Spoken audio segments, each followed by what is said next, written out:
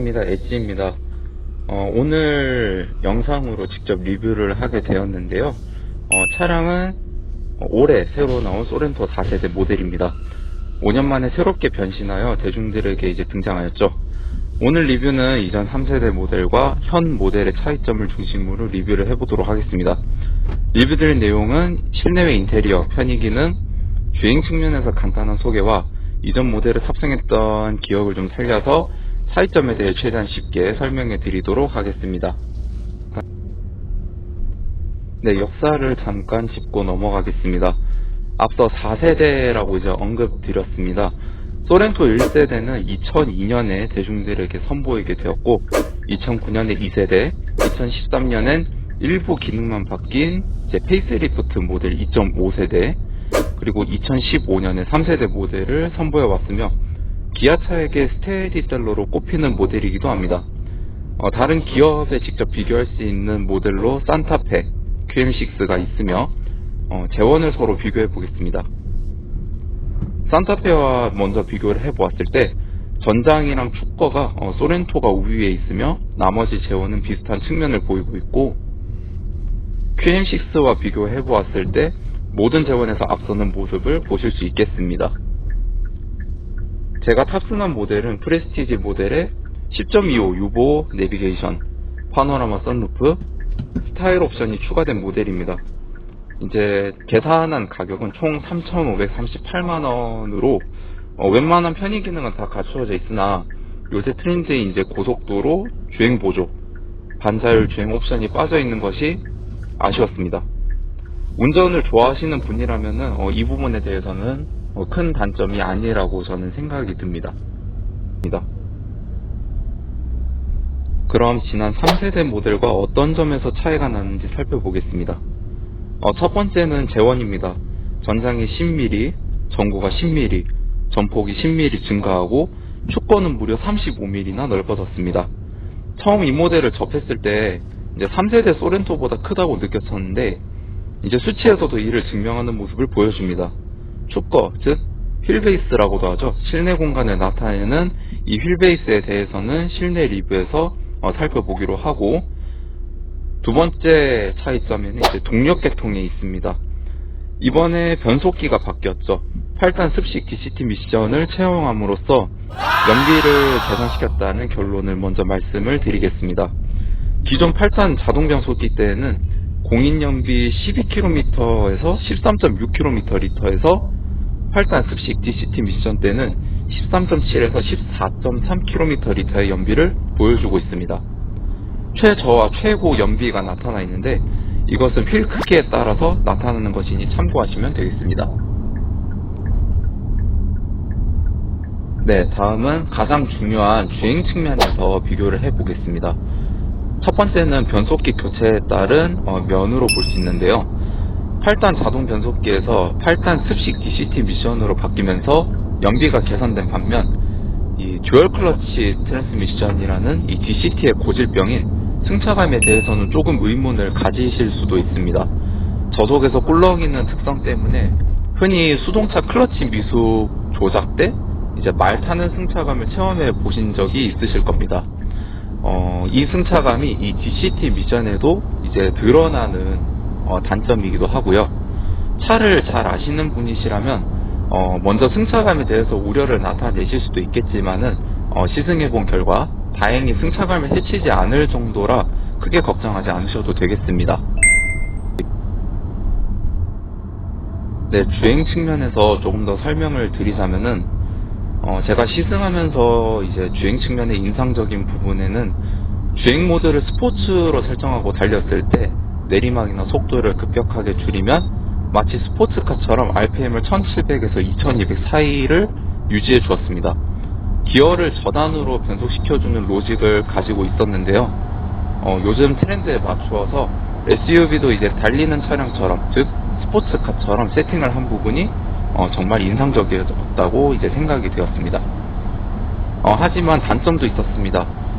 간혹 높은 단수, 즉 6단, 7단에서 이제 좀 더 출력이 필요할 때 3단, 4단으로 이제 가속을 시키려고 할 때 오토인 상태에서 엑셀 페달만 밟았을 때 3, 4단에서 이제 변속기가 가속할 수 있는 최적의 단수를 놓치는, 즉 미션이 한마디로 멍을 때리고 미션이 체결되지 않는 상태를 종종 보여주었습니다.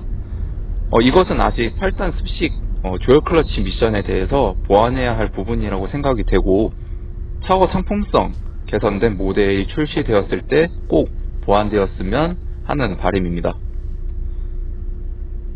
이전 모델과 현 모델의 이제 변속기 교체 측면에서 보았을 때 여러 장점을 가지고 있는 8단 듀얼 클러치 미션을 장착한 것이 우세한 모습을 볼 수 있었으나, 위에서도 언급했듯이 변속기에 대한 결점을 가지고 있는 부분들이 하루빨리 개선이 필요하다고 생각이 듭니다. 네, 두 번째 차이점은 NDPS, 즉 요즘 나오는 핸들 조향 시스템에 대해서 언급을 드리고 싶습니다. 쉽게 말해서 이전 모델에서는 현 모델보다 단가가 더 저렴한 컬럼식 NDPS를 이제 사용했음에도 불구하고 단점이 없었습니다. 즉 조향성이나 직진 안정성 관련해서 크게 문제될 게 없었죠. 하지만 현 모델에서 단가가 더 높은 RNDPS, 즉 렉 타입을 채용했음에도 불구하고 직진 안정성에 대해서 좀 의문을 가졌습니다. 스티어링을 세밀하게 조절하여 차선의 중앙을 맞추었음에도 불구하고 이상하게 오른쪽 왼쪽 할 것 없이 기울어지는 현상을 종종 느낄 수가 있었는데요. 지금 조향 세팅은 좀 제가 몰고 있는 아반떼 차량보다 못하다는 느낌을 많이 받았었습니다. 이 부분이 가장 큰 단점이라고도 여겨지죠. 주행 리뷰는 이 정도에서 마치고 그럼 실내외 인테리어 리뷰로 넘어가 보도록 하겠습니다. 네, 소렌토 외관을 지금 보고 계시는데요. 전면부는 지금 보시는 바와 같이 지금 수직을 굉장히 강조하고 있는 면이죠. 이전 모델은 약간 수평을 좀 강조를 한 거에 비해서 좀 말 그대로 정말로 페이스 리프트 된 모델이라고 할 수 있겠습니다. 네, 다음은 소렌토 옆면인데요. 이 차는 지금 스타일 패키지가 들어가서 보시는 바와 같이 스파터능 20인치 휠이 들어가 있습니다.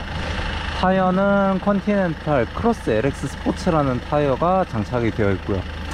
이 타이어를 장착을 하고 지금 주행을 해봤을 때는 서스펜션과 그리고 이 차의 성격을 잘 고려해서 잘 매칭이 되었다고 생각이 듭니다. 그리고 마찬가지 옆면은 이렇게 크롬으로 장식이 되어 있고, 사이드미러는 투톤으로 이렇게 구성이 되어 있고요.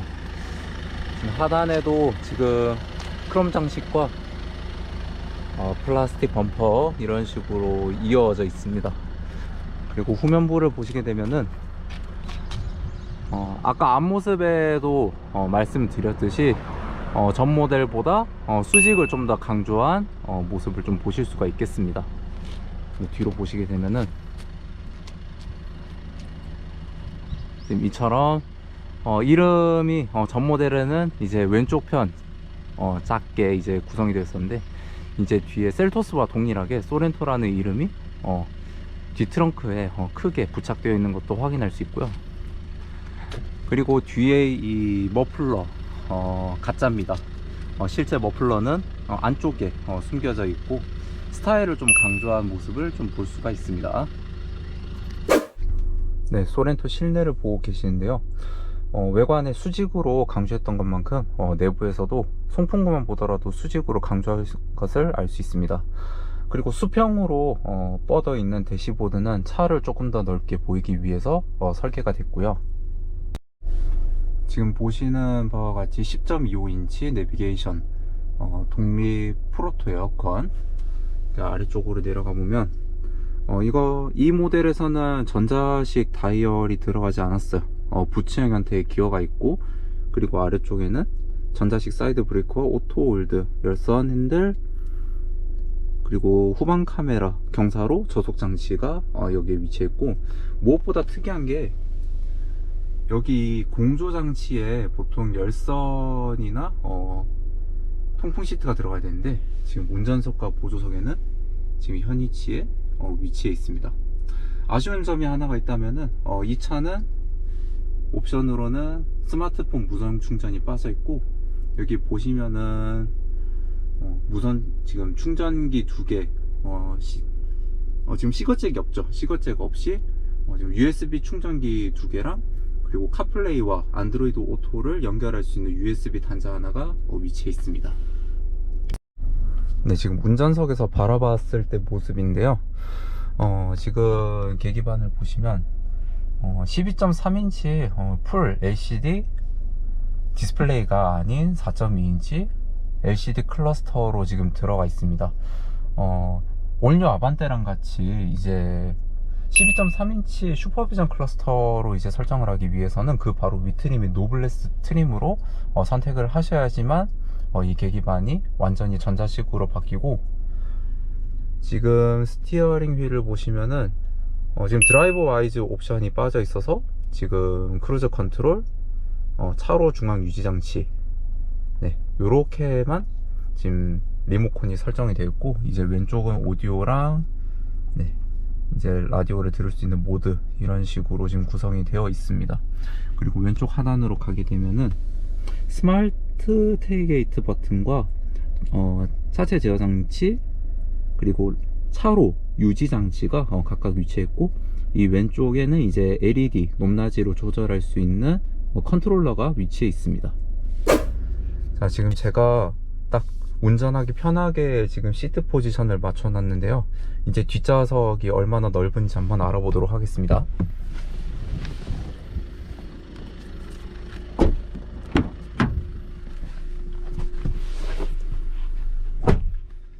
네, 지금 보시게 되면은 거의 주먹 3개 플러스 공간이 지금 남아 있고요. 그리고 이 차는 6인승, 7인승 옵션도 들어갈 수 있는 걸로 알고 있는데, 뒤에 트렁크를 보아해도 3열 시트가 충분히 들어갈 정도로 트렁크 공간이 넓습니다. 그러면은 이제 트렁크 쪽으로 가서 한번 살펴보도록 하겠습니다. 네, 그럼 트렁크 확인해 보도록 하겠습니다. 스마트 테일게이트 버튼이 있어서 이 버튼을 꾹 누르게 되면은 이렇게 자동으로 열립니다. 한번 확인해 보실게요.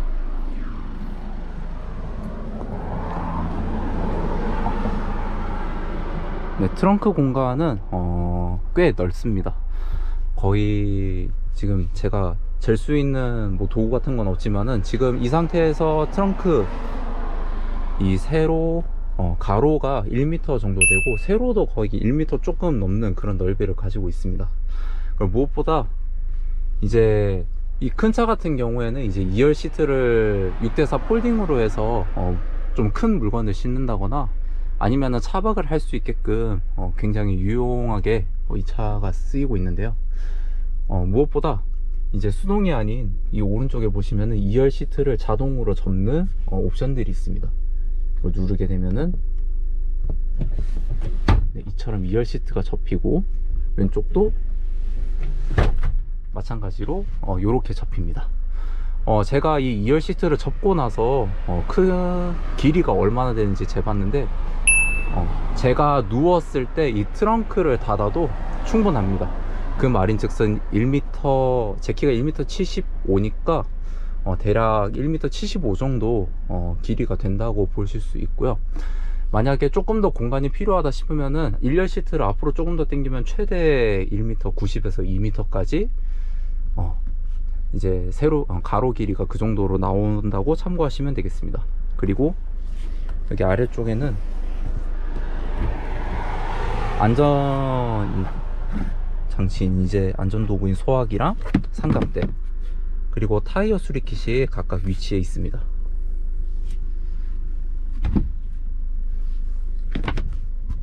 근데 한 가지 단점이 있어요.